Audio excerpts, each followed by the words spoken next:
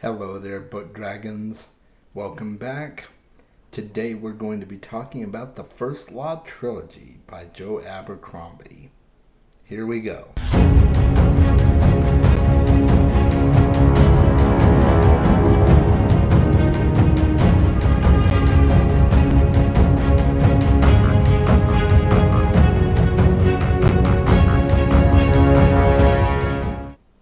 So I just recently completed the First Law Trilogy by Joe Abercrombie, and I had so much fun reading it, and I can't wait to tell you more about it and talk about some of the things that are in the book.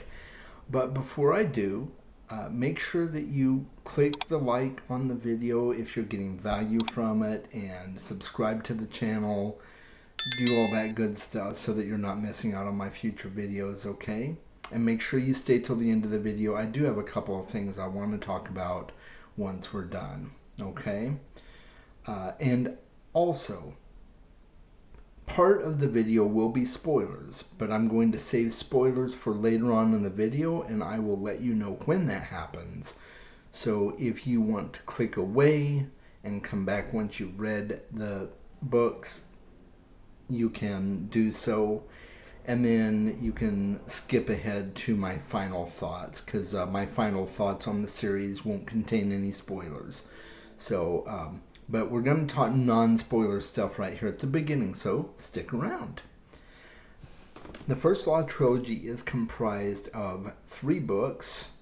I guess that's a given since it's a trilogy. Trilogies are 3 books. Whoa, Chaz, what a revelation there. Those 3 books are The Blade Itself, Before They Are Hanged, and Last Argument of Kings. And I tell you what, this is a phenomenal series. I wasn't sure what to think of it going into it, because Joe Abercrombie came really highly lauded by a lot of people.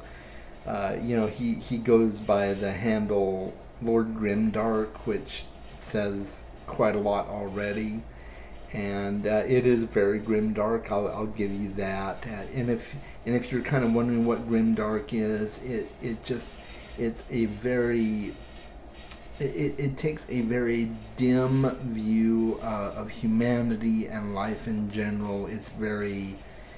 It has a very dark and pessimistic feel to it, filled with morally gray characters and just a lot of violence and bloodshed. So there's a lot you can expect from a grimdark story, and the First Law Trilogy has plenty of that.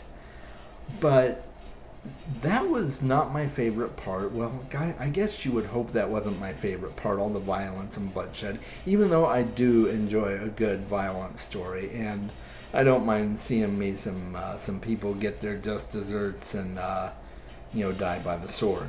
But that was not what made this story really endearing for me. For me, it was the humor, and we'll talk a little bit more about that here in a bit.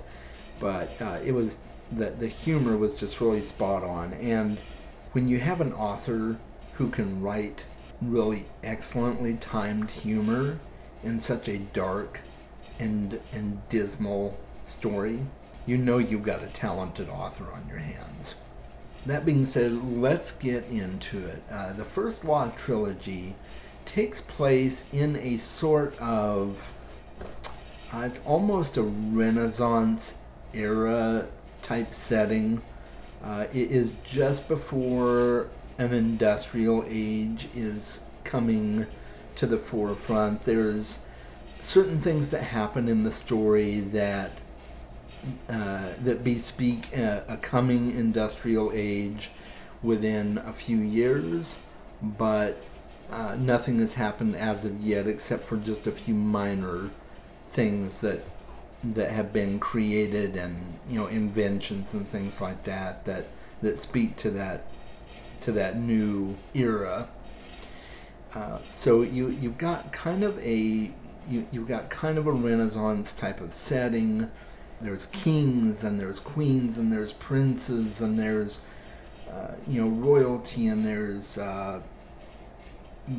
bouts of sword play, and both for show and in battle, and plenty of parlays between different kings of different kingdoms and races, and there's boats and there's horses and just all the things you would expect to find in a setting like that.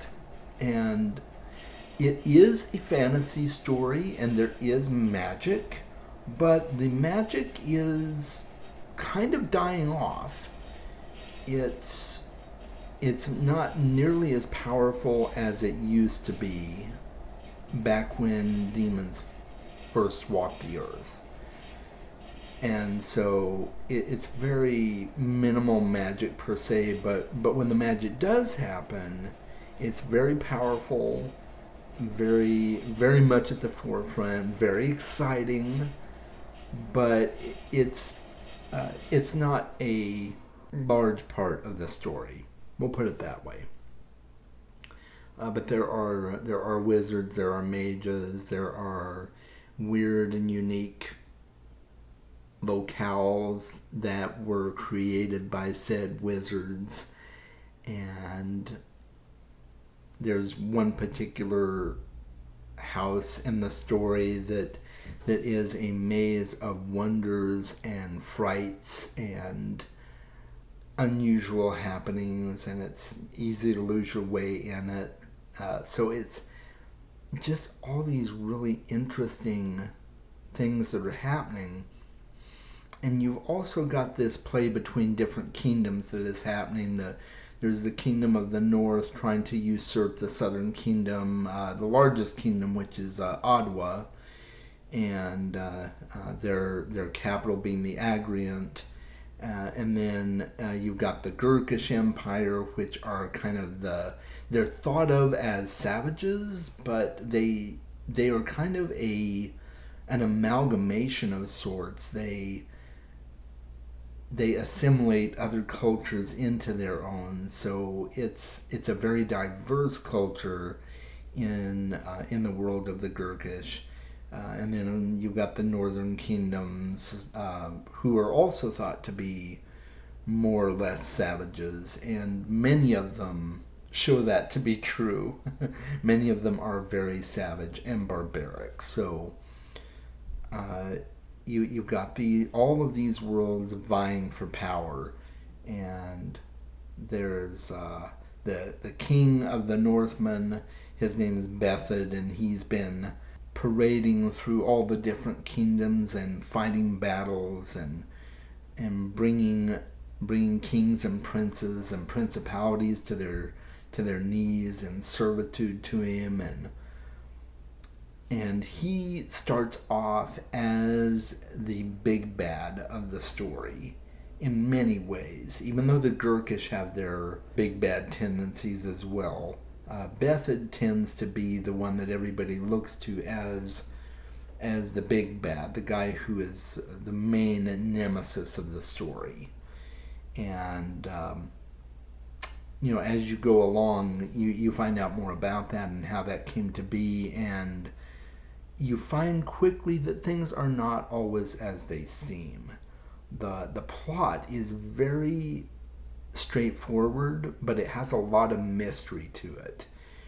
And so you kind of have to really pay attention a lot of times to what's going on, and it really keeps you wanting more. It keeps you reading more so that you don't miss what happens next.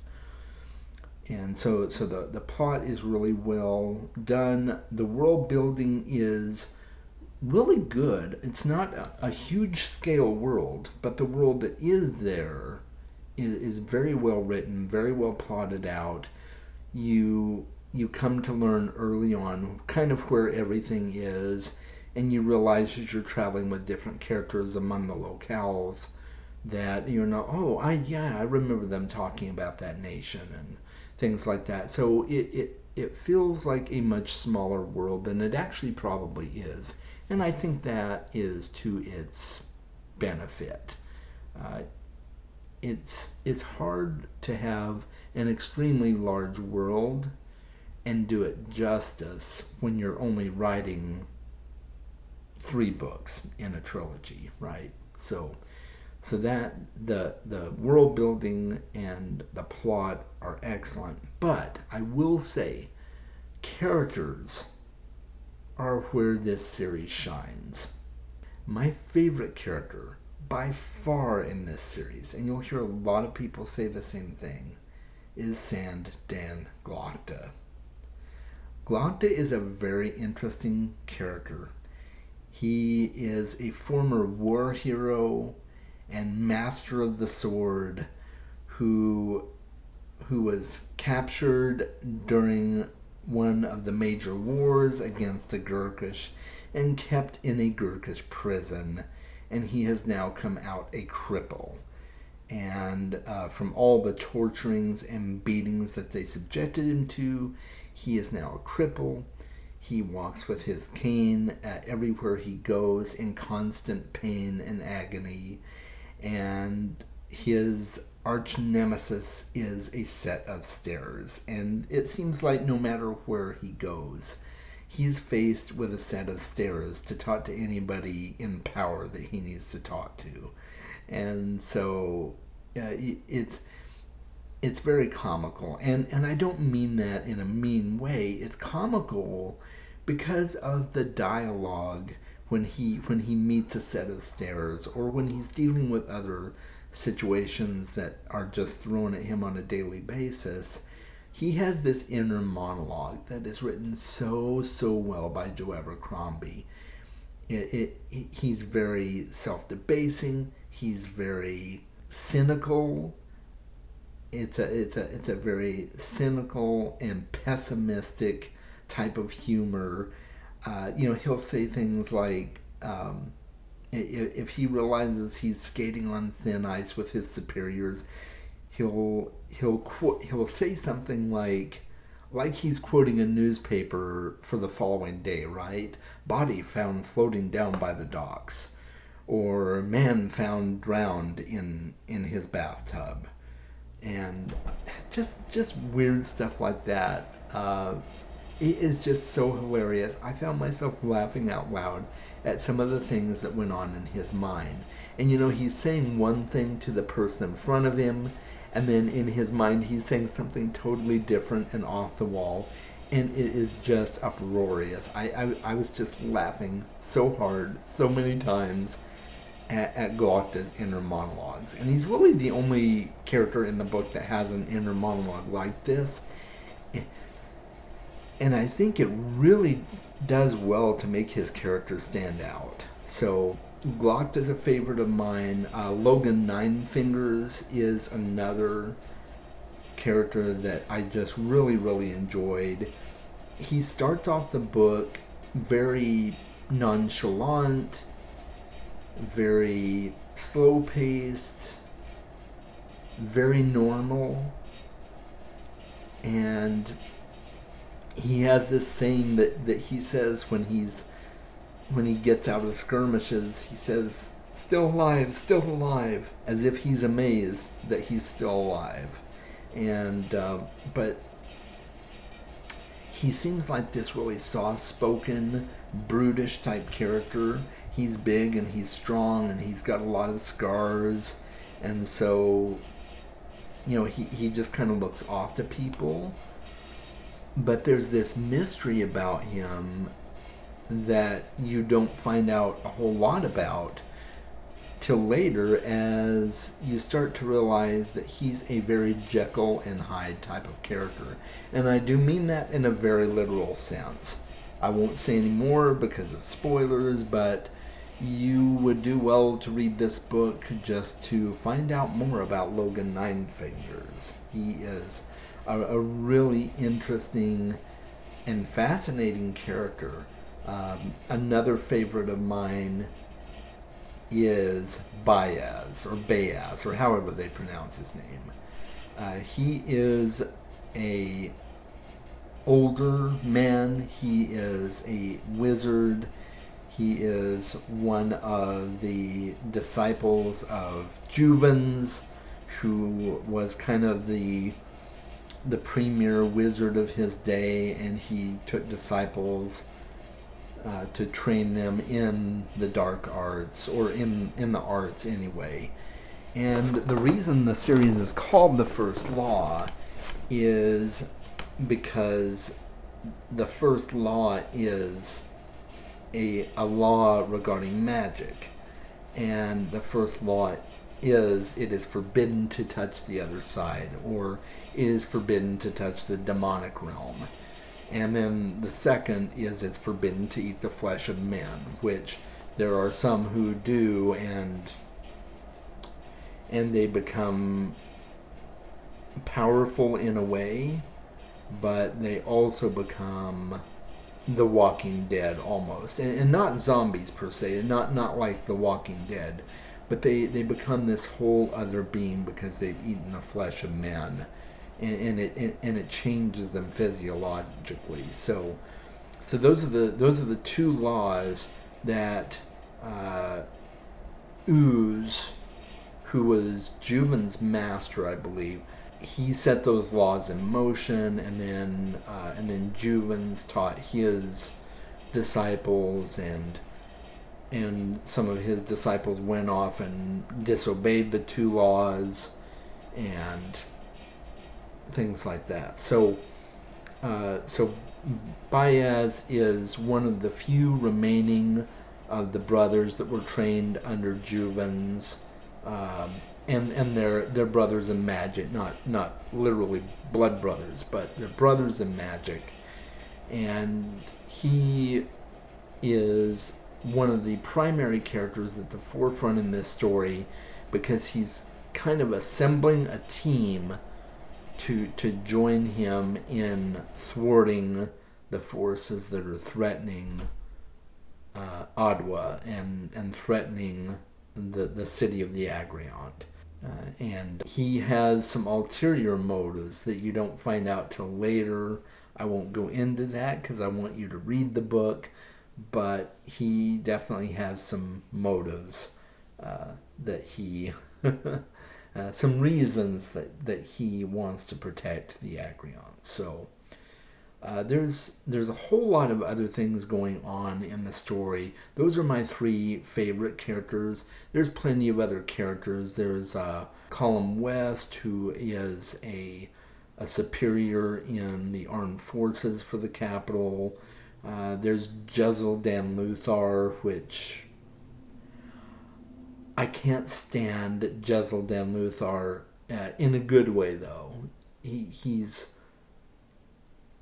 a character that you love to despise. He just grates on you and annoys you to no end, but that's because he's written so well, and he's written to intentionally be like that. So he's another one. And then there's a woman that they encounter later on.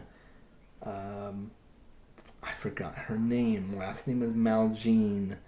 But she's a very unique character. She has pinpoint accuracy with her attacks on people, and it seems almost as if she is possessed by a demon. And so she becomes part of their party, and they are set out on a mission to discover a power that will thwart the other nations and allow the Agriant to keep standing.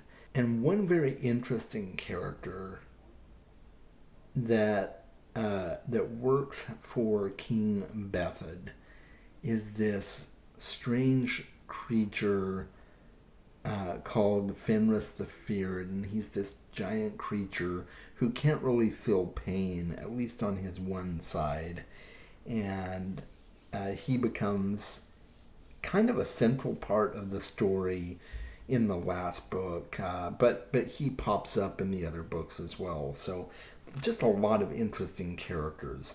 So character development is really where this book shines. And so There is a lot of violence. There is a lot of blood. There is a lot of language. It is a very dark and dismal world. But it is so much fun. And I think you would be doing yourself a disservice if you did not read this book.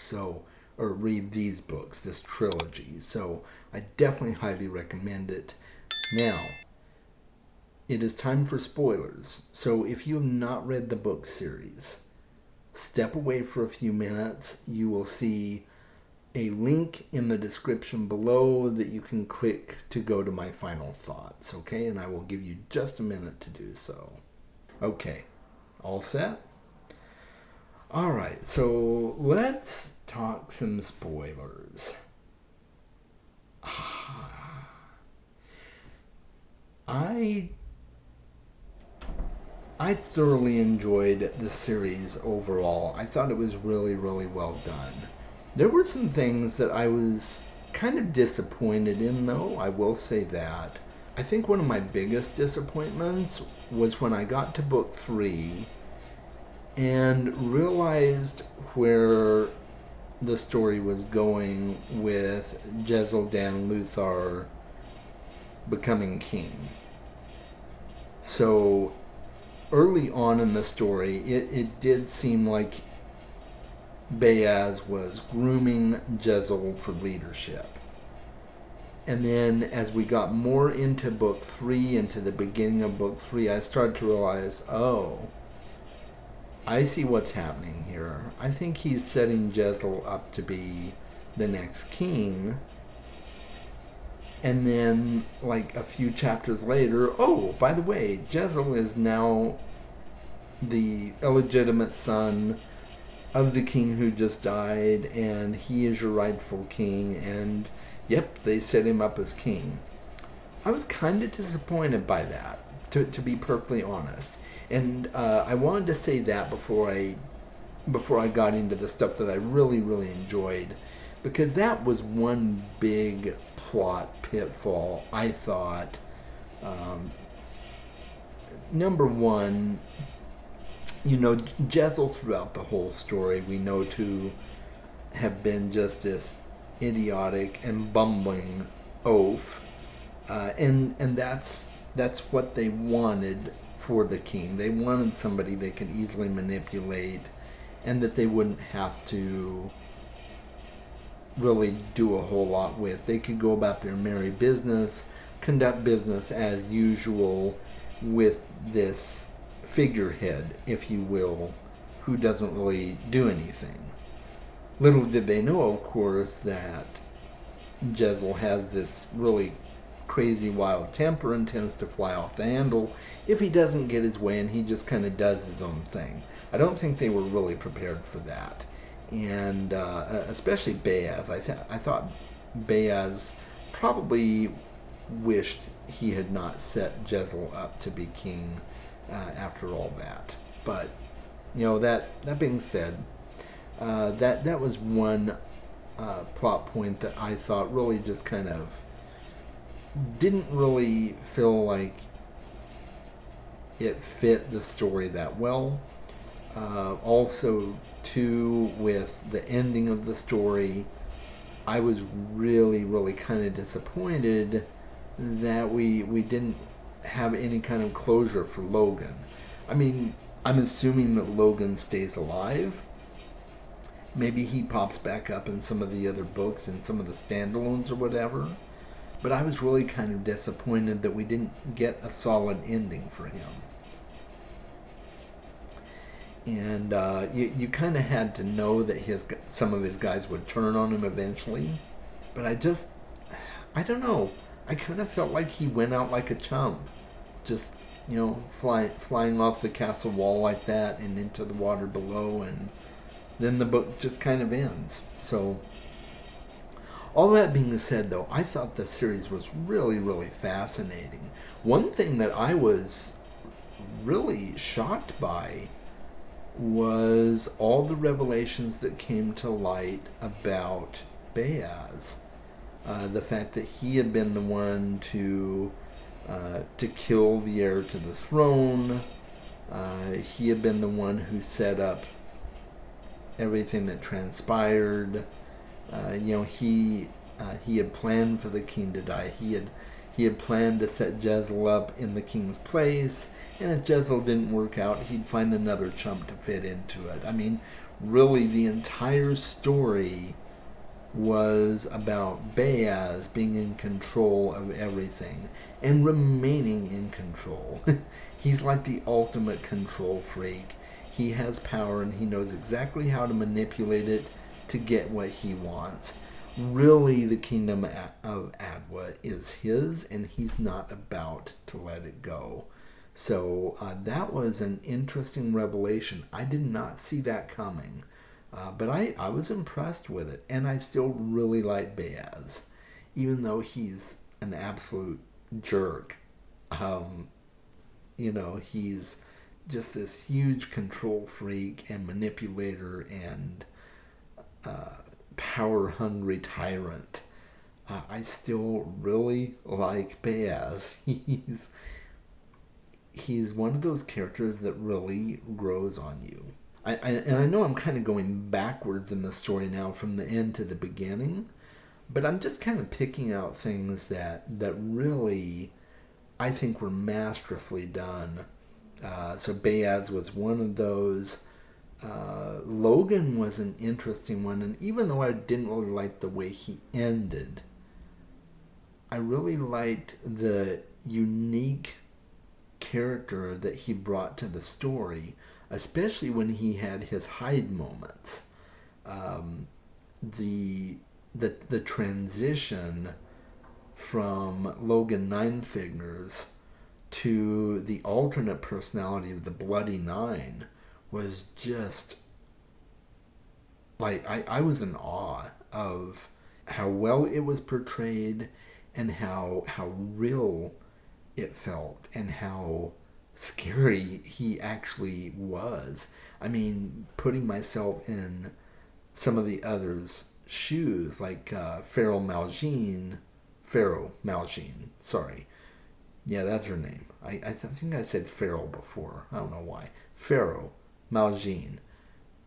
She just, I mean, there was that one point on the docks where she was just absolutely, really freaked out by the complete change in his constitution and in his character and his thirst for blood on the battlefield.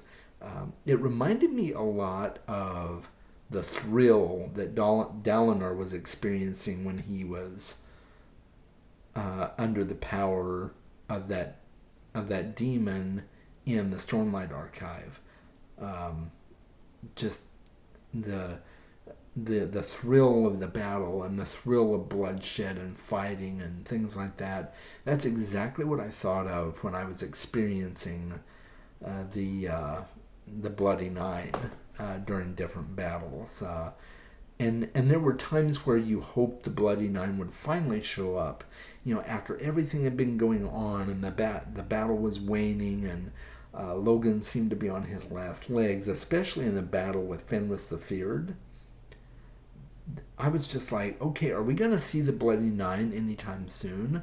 We need the Bloody Nine right about now. Do you ever have those days in your life where you're like, I could really use the Bloody Nine right about now?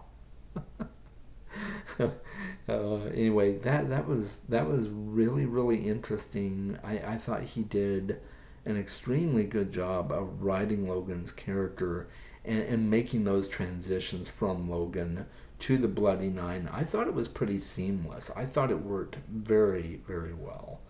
One other thing I'll say I was kind of disappointed in was Artie West's character, Colin West's sister. I was kind of disappointed they didn't do more with her, other than just making her ultimately the woman that Jezebel knocked up, and she had to marry Glokta in order to preserve the peace and the appearance of royalty and everything like that. So now Glokta is going to end up raising the baby. I thought I thought that was just kind of weirdly done. I felt bad with Artie's character, that she was always just kind of a side piece to the story. That they really never did much with her, but I guess you can't do a whole lot with every character in the story. But I really wish we had seen more from Artie West. But I thought her character was a lot of fun. What little screen time she did get. Um, Screen time. I guess I'm treating it like a movie, and it feels like a movie. Actually, it was a book, but it feels like it could easily be made into a really well done movie as well, or TV series or whatever. I think that could easily be done with this story. And then Glocta, I'll just always love Glocta. He'll always have a special place in my heart, and he's got this really strong presence despite all his frailties and everything he's been through. He's just got this commanding presence that makes you want to cheer for him and laugh with him and cry with him, and it makes you want to cringe with him when he reaches a flight of stairs that he has to climb. And he's just one of those guys that doesn't take any crap from anybody, and I thought that was just fantastic. And his skill with torturing was unnerving at times, but impressive. I mean, I constantly found myself, I'm like, wow, I could never do that, but he's pulling it off very nicely. But he knew what it was like to be tortured, and he could easily do it to somebody else. So I thought that was really, really well done. And one of my favorite comments was when he walked into his quarters, and Pharaoh Meljean cornered him, and she was holding him underneath the water and stuff like that to try and get him to talk and tell her the information she needed to know. And after they finally sat down and had to talk together for a while, she started looking at him really, really in just this evil way, and he's like, and he starts thinking those inner thoughts to himself again. Body found floating in the bathtub. Are they going to find me with my arse up in the air? I was dying with laughter every time those inner monologues started, because they were just, it was the perfect comic relief for what ultimately was a very dark and menacing tale, and a very sad and sorry tale at that too. So I just loved every minute of it. So now let's get to my thoughts on this book series. I give the series a solid 4 stars. It was really, really good. It's not my top favorite of all time. It definitely had some flaws that I thought could have been done better. But I had so much fun reading this book, and overall it was just a solid read. Kept my attention the whole way through, and I would definitely read it again. So yeah, 4 stars from me. And I would highly recommend this to anybody who likes grimdark fantasy fiction. If you don't mind a lot of language and bloodshed and violence, and you can appreciate really good, dry and cynical humor spattered throughout the book, I think you'd really, really enjoy this book. It might not be for everyone, but let me know your thoughts in the comments. If you have read these books, let me know what you thought. Make sure if you're going to do any spoilers, hit enter a few times before you enter in the actual spoiler. I don't want anybody else getting spoiled. And if you have not read this book, or if you've been on the fence about it, what do you think? Do you think you're going to read it now? Let me know that in the comments too. Tomorrow, Saturday the 17th, I am doing a live discussion with Ali from Book Binge on cancel culture, books versus authors, and our thoughts on the subject. And I think it's going to be a really, really good discussion. I hope you will tune in for that. Stay tuned on my socials for the time, and we'll figure. We've still yet to figure out a time for that, but stay tuned. I will be giving you more on the socials. I'm filming this on Tuesday, so by the time this actually airs, we will probably have the time set in stone, and I will put the time in the description of the video below. Okay? And then I have another video coming up. Even though the discussion with Ali will technically be my 100th video, my 101st video on my channel, I'm hoping to be something special. So let me know in the comments if there is something you would like to see for my 100th video on the channel. And I hope to be bringing you very, very soon a review for Rage of Dragons by Evan Winter, so you can look forward to that. And I am also planning on doing a Geek Out session on the Bobiverse with Carl and Pete from Geek on My Sleeve. So look for that to be coming in the future as well. And I think that about wraps it up, guys. I hope you've enjoyed this video. Thank you for tuning into my channel. Make sure you like and subscribe and all that good stuff. And I'm gonna sign off now. Have a great week. Read more books.